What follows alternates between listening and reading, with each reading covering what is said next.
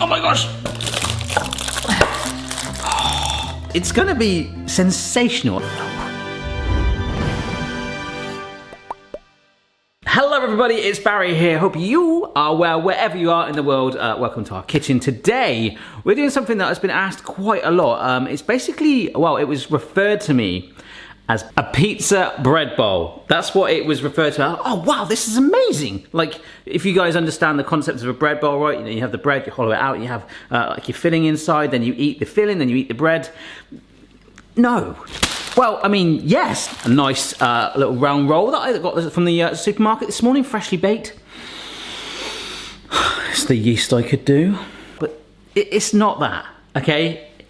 It's kind of better. We're gonna slice off the top, right? And if it was a bread bowl, you'll take the bread out and then you would normally make a pizza filling. I think they exist, it's probably like a pizza dip kind of recipe, and then you use the bread to dunk in. But no, we're supposed to hollow out the middle, and that was where I just had my moment. We're not gonna do that. You then fill it with your pizza filling of choice, you return the lid, you wrap it, and weigh it down to compress it. So that's quite thick right now. We're gonna weigh it down. We're actually gonna put a pug on it.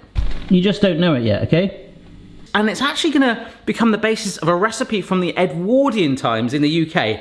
There's something called a shooter's sandwich. Now, I did this on the channel years ago and it was phenomenal. Oh my gosh, that combination of flavors is amazing there. Basically, you weigh it down and compress it, and all of those flavors, I think that was steak and horseradish and mushrooms, they mingle, they fuse together, all those flavors compressed into this sandwich that was like that, and you could have this stonking sandwich in a teeny little bite. But we're gonna do that with pizza, with this. But that moment that came to me a minute ago, instead of taking it out and getting rid of the bread, actually, if you find when you take the lid off, you'll see it in a minute, we'll press that bread in and it will form a carcass for us, and in fact even absorb some more of that saucy moisture. Oosh. So in fact, let's do that now. Remember the left-handed bread knife? I think I've said this a couple of times. It is any left-handers that slice bread and it goes, wah, wah, wah. I'm so sick. This has changed the way I slice bread. Now, what you're supposed to do, like I say, is like rip these bits out. But what I'm thinking, if we push this down, you know, like before, we did a recipe recently where we fused pieces of bread together. Let me come in closer and show you what I mean, because you want that border. But if we press it, it goes really flat. You know, there's no point losing it. I'm literally freestyling this. This was not what I was told to do. I was supposed to hollow this all out, but I don't want to waste it. That's gonna give us a little bit more of a protection from any of the wet ingredients like the pizza sauce, any juices oozing. Yes. Science, folks. Is that science? I don't know. Food science. Why don't you carpet your house with bread?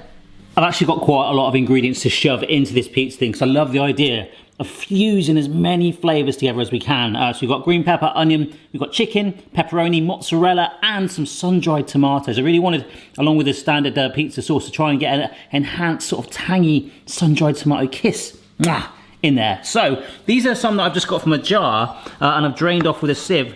But I'm just gonna cut them into smaller pieces, just real sort of rough, because that's a bit chunky. So for the pepper, I'm just gonna take a cheek off of it, and we're just gonna slice down into really nice, thin, neat, matchstick kind of shapes. So with the onion, through the middle, just go through the core, just to help get that little bit of peel still off. Straight out like that, and we've got loads of nice little strands of onion to go with the pepper. Yeah, you'll find that you don't even need to chop it, you can just pull it apart like that, as long as you... I tried, but I promised myself I wouldn't cry. Half an onion, half a pepper, and that'll be plenty. The only other thing I've got, remember I've done a homemade mozzarella video. I want to do an improved one as well. It's so fun to make. I've just got some mozzarella balls, but I noticed on the packaging, it didn't actually say mozzarella ball anymore. I wonder if they're like cost cutting again. They're just going, yep, it's whatever shape it comes in. I've also got some grated mozzarella to put on the top, so I thought it'd kind of go for like a calzone vibe maybe. Yeah, maybe. Oh, I love mozzarella. It doesn't even feel like cheese. It just feels like a edible cloud. Also got some fresh basil, and to top it, we've got some chicken. Please make sure it is cooked. I once did a video and I put chicken on a pizza, and someone sent me a tweet saying it was a raw pizza. Like, what was raw about it? The chicken didn't cook. Use cooked meats, just like pepperoni and chicken, okay? Thanks. But the first thing we're going to do is get our bowl, and this is a tin of passata that I've just sort of emptied into a bowl, so we can just sort of slather it all around, supporting and being like a nice foundation layer. I mean, it's all going to fuse together. For reference though, a shooter's sandwich, you leave that weight on overnight. We're only doing this for like half an hour, which should be fine, but I'll put a big strong weight on it. Just not sure which pug yet. So let's just sort of give it a nice layer of the mozzarella, which will just merge in with that so well. I love, because that mozzarella heat is just going to merge and definitely kind of absorb the peppers and the onions. Yeah, they look quite high and stubby right now, but they will kind of cook through and soften and wilt down, so we really do want to pack this. Those sun-dried tomatoes. I mean, you could just do it like this and that would be plenty. It'd be a nice vegetarian option. And some of the oils as that cooks from those sun-dried tomatoes are going to soak into the mozzarella and then into that base sauce. The juices from the pepperoni, I say juices, probably the fats, the oils again, are gonna soak through, push through that chicken into all those layers underneath it. Oh wow, symmetrical. A teeny bit more passata just on top. So that's sort of tomato infused with basil. But on that note, this is some fresh basil leaves. It's kind of like got a bit of a calzone vibe going on, but last up, I wanna kind of make it grip. I want the cheese to be a glue, which is why using grated mozzarella rather than a fresh one. It's just, so it's in so many little bits like that, it should fuse it all together and hold, ultimately, the lid on. But it is time to stick this lid. Oh. Now what we do is wrap it back up, put it back in the supermarket on the shelf, and really make someone's day. I would probably get arrested or something, but hey, you know. Yeah, I'd love to get to a supermarket customer services counter and go, hi, I bought this bread from you about half an hour ago, and there's actually a pizza inside of it. Just to see someone's reaction, be like, what? And what would really freak me out is if they go, oh, no worries, Mr. Lewis, we had the same problem last week. I learned a lot working in the supermarket.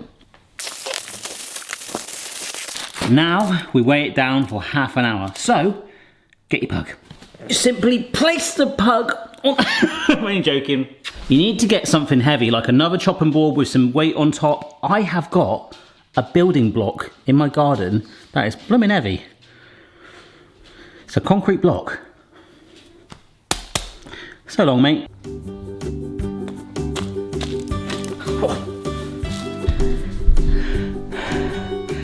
That's quite heavy. Starting to wonder if that's a little bit over the top, actually. It probably is. Just a pan of water, chopping board with loads of tins of beans on, stuff like that is adequate. Oh my gosh! Oh my gosh! Steady this. There we go. Oh.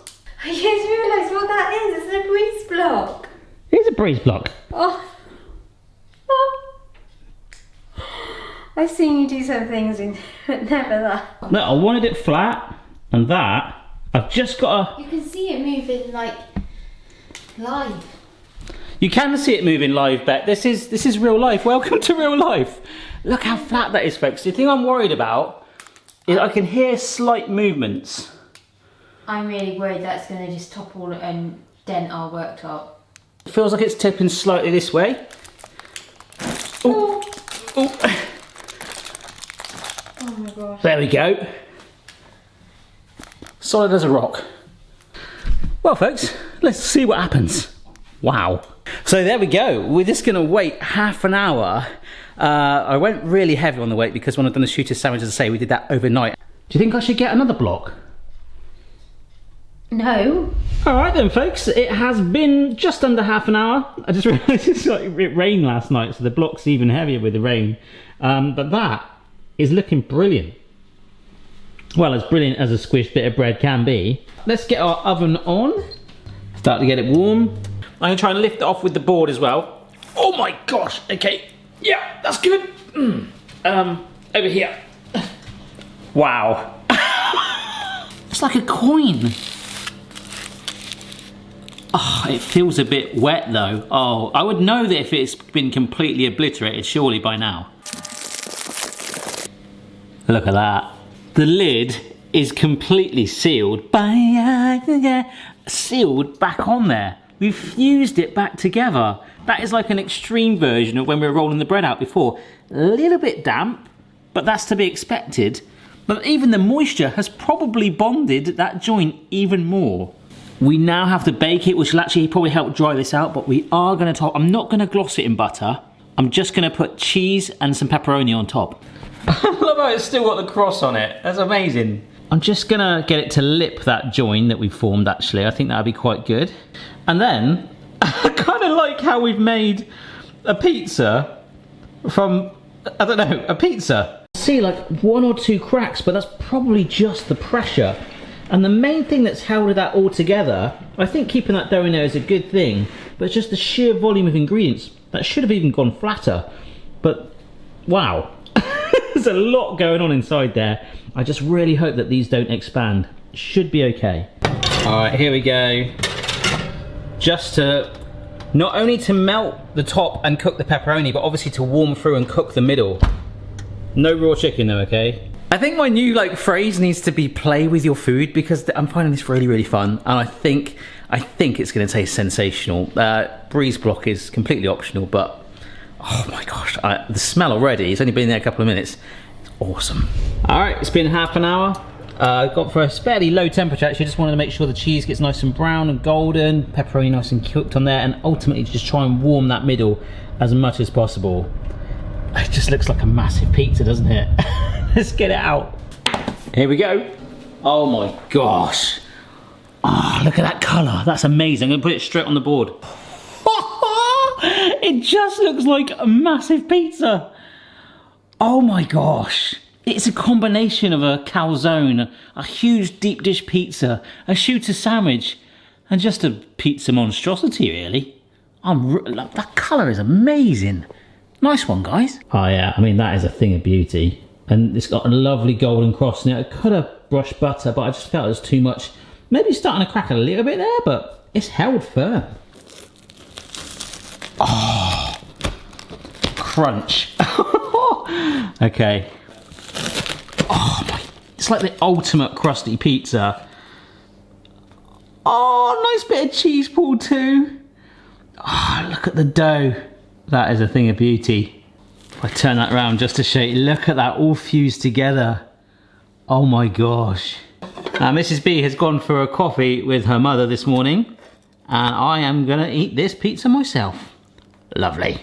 But before I do, don't forget to subscribe if you haven't already, and a massive thank you to everyone that's sending me loads of suggestions for things to make at the moment, including this. It smells so good. Like a feast in there, all the goo in it, see all those layers? Oh, it's so heavy. I love the density of the dough where we pressed it all. Like, no, we ain't chucking that out.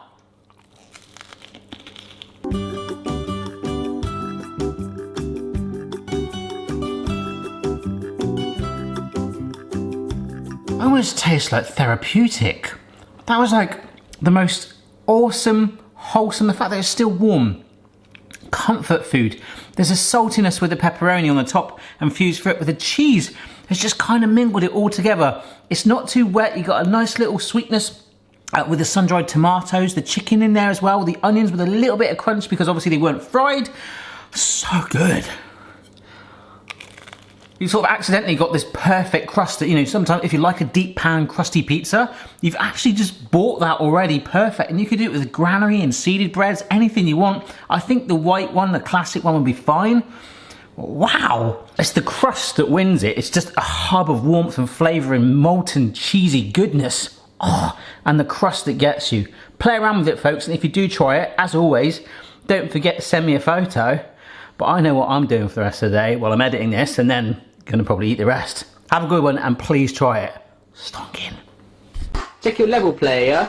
No matter what your style, the kitchen's for me. Simon's moustache, goatee, maybe all three.